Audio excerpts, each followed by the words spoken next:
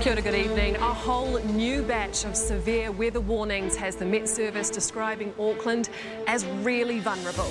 The recent deluge has left 40 homes uninhabitable and thousands of others damaged. Officials in Hawke's Bay say it'll be a mammoth task to rehome those displaced by the devastating impact of Cyclone Gabrielle. New Zealand has declared a national emergency after Cyclone Gabrielle flooded the country's North Island. An apocalyptic Auckland like you've just never seen before. Evacuations have taken place in the Upper South Island as the wet weather continues to punish the region. Well, it's now 5 days since Auckland was first hammered by the cyclone, and out west the land is still slipping away. There were fresh evacuations at Muriwai today. These homes reduced to rubble by the sheer power of the storm. The land, the homes, the people, simply no match for the fury and flooding unleashed by multiple storms on New Zealand's coastlines. Even early warnings couldn't stop the death and destruction. For local bodies, there's no putting off the fact that future planning must take into account climate change. We've designed our coastal defences for today, for today's conditions, but climate change will affect or shift those conditions. The frequency and severity of coastal inundation around Auckland's coastlines is increasing as a result of climate change and sea level rise. Experts say the best way to prevent widespread flood damage in Auckland in future is to have more space for water to flow. Kia ora, I'm Amanda Gillies, and on The Detailed today, how we can prepare and protect our vulnerable coastal communities from a world that's getting warmer and wilder by the year. Are the authorities and policymakers doing enough and at the required speed? No, definitely not. I don't think any of us could say we're doing enough, and I don't think any of us could say we're doing it at the required speed. We can't do nothing. Change can be hard and it can be expensive, but we're already facing environmental change. We must adapt. We must act. That's Lara Clark, who's the Principal Coastal Adaptation Specialist at Auckland Council, which has produced some videos to explain what we're dealing with. Every year, millions of people around the world are affected by coastal inundation. Coastal inundation, often known as coastal flooding, is a natural event that occurs when normally dry, low-lying land is flooded by the sea and is often the result of extreme weather events. We can already see the impact with low-lying areas being flooded and land being lost to erosion. As our climate changes and sea levels rise, these processes are intensifying and we need to adapt. Along with these ads, if you're in the country's biggest city, you may have also seen appeals or Facebook posts about public meetings to talk about Shoreline Adaptation Plans. This is about your beaches, your waterfront, harbours, cliff tops and backyards. Some 3,200 kilometres of coastline in Auckland alone.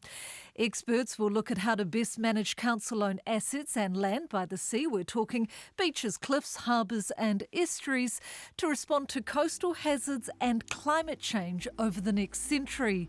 Currently, it's not looking good. In New Zealand, sea level rise is predicted to increase by 0.6 to 1.66 metres by 2130. This is not including vertical land movement, which may increase relative sea level rise further. Over time, land that currently floods during storms or extreme high tides may experience more frequent and deeper flooding. The Auckland Council's Shoreline Adaptation Plans are a bit of a fusion, really. They're our first step in adaptive planning, of actually thinking about how we can deal with uncertainty and how we can deal with our changing environment over time. And they're also looking at really how do we do best practice coastal management? How do we look after our coasts, which is so hugely important to all of the people of Auckland? And what we really are looking at in this environment is council's land and assets. So it's a really strong focus on council making sure that we're good stewards for the things that we need to look after in the region. And the way that we have identified our broad strategies under the Shoreline Adaptation Plans is that we think about what we've got in these areas that's at risk. And when I talk about risk, I'm really talking about where we've got these coastal processes. They become hazards where we put things in their way. So really where we've got council assets, and it might be anything from a playground, a really much loved coastal pathway, or it could be something much larger like a community building or something like that, which is owned or managed by Auckland Council. And we need to think about how we're going to manage that over the short term with the hazards that we have today, and then out to sort of 100 plus years. And that's really thinking about the different possibilities we might have with sea level rise and how quickly we might see that occurring, and what impact that's going to have on our coastal hazards and our coastlines. There are 4 approaches: no active intervention, let nature take its course; limited interventions, allowing for some maintenance to existing coastal defences; hold the line, defending council-owned assets and land from erosion and flooding, including building seawalls and planting dunes; and managed realignment, planning for changes to the coastline and managing risks by moving assets, uses and infrastructure away from the coast and hazard-prone areas. If you do nothing, what is the worst-case scenario? Well, I think we can't do nothing. Change can be hard and it can be expensive, but we're already facing environmental change.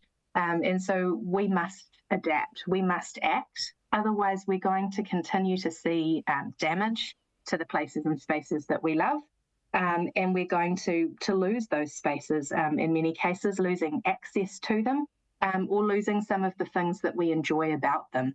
And what I mean there is really saying if we don't take a proactive and a thoughtful approach to how we look after our coasts, we might really lose some of the things that we value about them. Which brings me to, do Aucklanders care about this? Are you getting any response from people about your plan? Yes, most certainly. I think everyone in Auckland and probably in New Zealand at some point or other enjoys the coast on a daily or a weekly basis. Well, that's certainly what we're hearing through our community engagement. We've had a really positive and a really high level of interest from our elected representatives, from our communities, from iwi. Everyone that we've spoken to has, I guess, welcomed the start of this conversation. We all have slightly different views on what good looks like and how we might get there, but I think there's a real consensus that this is an issue and this is something that people are passionate about. But I guess putting these plans in place, you touched on it, won't be cheap. What is the sort of cost that we're looking for? And, will this go on to the ratepayer, the taxpayer? That's a really good question. Cost is certainly a really big part of the conversation when we're talking about adapting. There are always costs involved in every option we consider that I outlined in terms of retreat or protection, holding the line, or even costs to that business as usual approach. I think the way that we need to start thinking about it is it's not just the economic and the fiscal cost, it's also the cost that we could see to the way that we use these spaces and the things that we love about them. And that's really hard to quantify or to measure, and it's really hard to convey.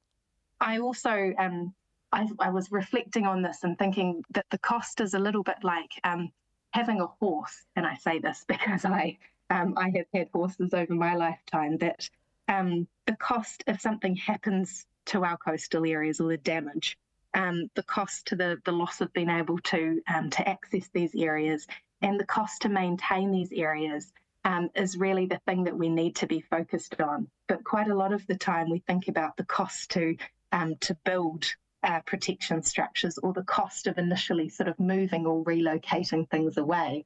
And I liken that, I guess, my metaphor to a horse, because I'd say that buying a horse is usually the cheapest part. And it's all of those hidden costs or those future costs that we sometimes don't think about when we make those decisions today.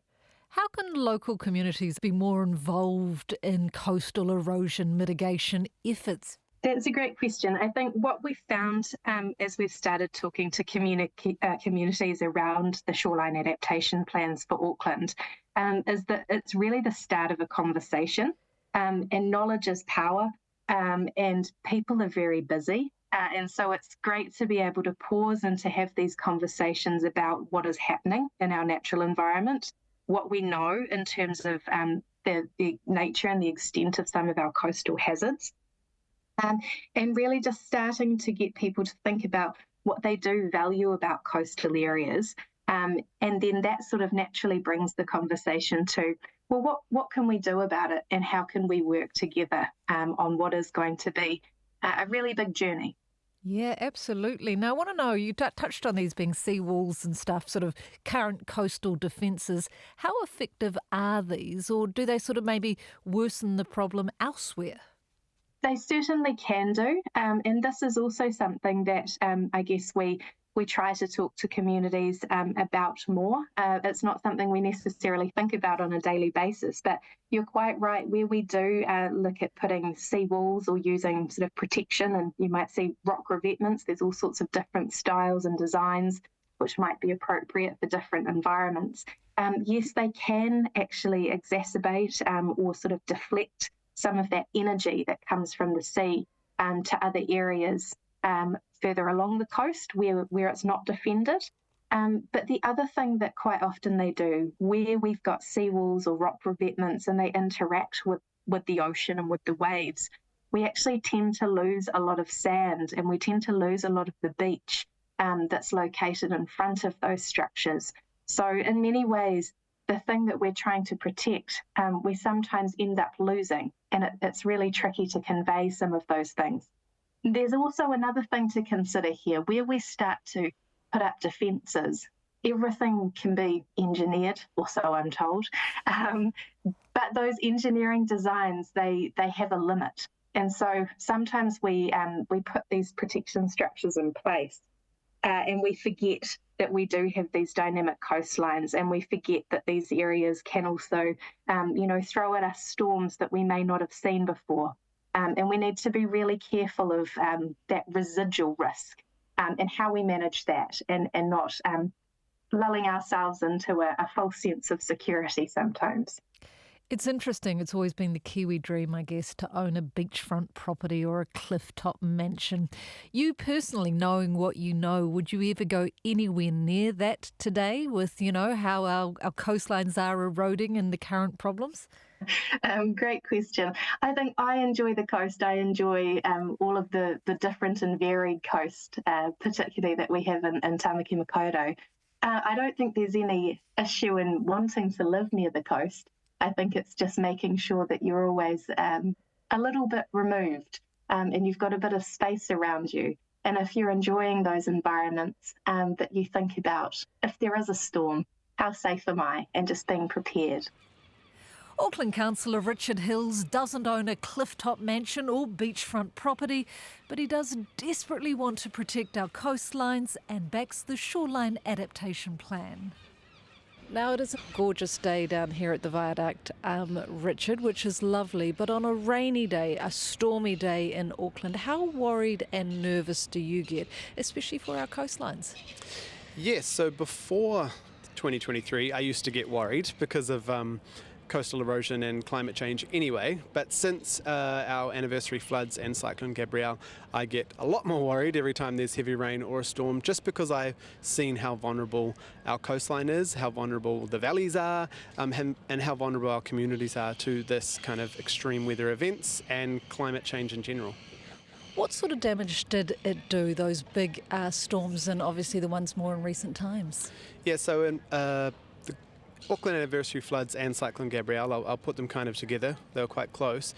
We had over 10,000 slips across Auckland. We had over 10,000 properties severely damaged or flooded. We had coastal assets ruined, ripped apart, cliffs come down, houses affected. We had roads right around Tamaki Makaurau that were washed out and are still, figuring out how to put them back together. We had many of our, the things people love, hundreds of our parks damaged. We had significant number of playgrounds flooded and damaged. think about 7,000 trees we had to remove because of damage. So it was significant, and we're still seeing the effects of that now. And you're a proud Aucklander. How tough is that for you when you see that? You know, how devastating is it? Yeah, it was a devastating time, I think, for not only for people who lost things individually or in household level, but people saw their communities change. People saw things that they love lost forever, or maybe, you know, they could see that's going to cost a few $1 million to put back. So people were sort of seeing the really sharp end of climate change right on our doorstep. So often we see it on the news and go, oh, that's terrible in whatever far-flung city, but to see it right in front of our eyes and to know that our neighbours and communities were affected, I think has been really hard for many people. Have you noticed a change in Aucklanders? Because you're out and about in communities with them wanting something to be done sooner rather than later. Yes, definitely. There's a two-pronged, or maybe two ways that people see things. A lot more people take this stuff seriously. I know in some of the pilots, people thought, what are you talking about? This is fine. We don't need to, you know, that's not going to happen here, or, you know, 1 centimetre a decade, no big deal. But for the storms, even in 2018 with the Tasman tempest and last year with the anniversary floods, people saw that kind of coastal erosion happen overnight. So people are suddenly thinking, okay, how do we move forward? What are the things we can do? And I think also there are some people who just want it fixed or want, you know, seawalls everywhere, but there are other people who are realising the cost to their rates. You know, obviously there was a component of the storms that were in the rates this year, and that cost will continue to go up if we aren't careful about how we do it and where we do it and why we do the kind of protection or the fixing of those assets. Are councils, authorities, policymakers doing enough and at the required speed? No, definitely not. I don't think any of us could say we're doing enough, and I don't think any of us could say we're doing it at the required speed. I will say that we do need nationwide direction. I have spoken to Select Committee on the National Adaptation Plans and the Select Committee inquiry, you know, that we need national direction. We can't have councils and regional authorities all around the country making different decisions. We're buying out 900 homes right now. That's not supposed to be precedent building, but we know that it probably is. We need to know where that money is going to fall, because all ratepayers right now are currently spending money to buy out people's homes that were damaged in conjunction with the government who've put money in, but of course that's the ratepayer and the taxpayer are the same person. You know, can we be doing this all the time? What can we do with insurance companies to get a clear picture of the future? We don't want insurance companies making our planning rules for the city just by refusing to insure people. So it's happening fast because we're seeing it, but many people, scientists, many of us politicians as well, have been saying this for a very long time, and sadly it has taken these horrible events of 2023 to really put hyper focus on that. And we're definitely not working hard in the climate emission space. So, you know, the government have changed a bunch of rules. We have to reach those targets as a country, as a city, to make sure we're meeting our international obligations, so that we can get help, so that we can be holier than thou and say we're doing all we can. We may be small, but actually if all of us work together, it will mean that we reduce that impact on the next generation. I know some people doubt that we can make a difference in Auckland, but if we aren't showing that leadership to smaller nations and smaller cities all over the world, then why would they want to act as well? So there's both the emission side and reducing our impact, but also the adaptation side, and we need to continue to work with the science, but also make sure that we get that clear direction, bipartisan hopefully, from government, so that we have a clear path forward to work together on. And almost the legacy, I guess. Yeah, definitely. I think, you know, I listen to a lot of young people and they are very fearful. You know, young people are fearful of the future. I think that if we are in control and kind of know what to expect and where we're going, I think that reduces that anxiety. It makes people feel that they can live in the city safely, but without just ignoring climate change and its effects. So it's a bit of both. It's making sure we are thinking about those horrendous climate events, but also how we're going to cushion ourselves. Where do we move to if we need to? And yeah, I think mana whenua have been saying this for centuries, you know, what we should and shouldn't be doing in parts of our communities. So it's nothing new. but we all need to work together on it for the future, but also for now, until the next climate event happens. We want to work with you to develop each shoreline adaptation plan. Help us understand what the coast means to you. Your feedback ensures that the plans reflect the values of the local community. There's no better time to start than today. It would have probably been great if we'd started thinking maybe in earnest about this a little while ago. But I think today's the best time to start the conversation. Everyone across Aotearoa New Zealand, particularly in local government, is working really hard to think about how we can best look after our coastal areas and best look after the interests. And there's a lot of system change that's probably needed. We need to think about how we do things differently. There's a lot of need for brave leadership, and we're really lucky in Auckland that we have that. And there's an absolute need to be working together. This is not something that central government, local government, iwi or communities can do alone. We need to all look at it as an issue together and look at it as our legacy for the future. That's all for this week. The Detail is a newsroom production supported by RNZ and New Zealand On Air. Thank you to Lara Clark and Richard Hills. This episode was produced by Davina Zimmer and Alexia Russell and engineered by Alex Harmer. I'm Amanda Gillies. Matua.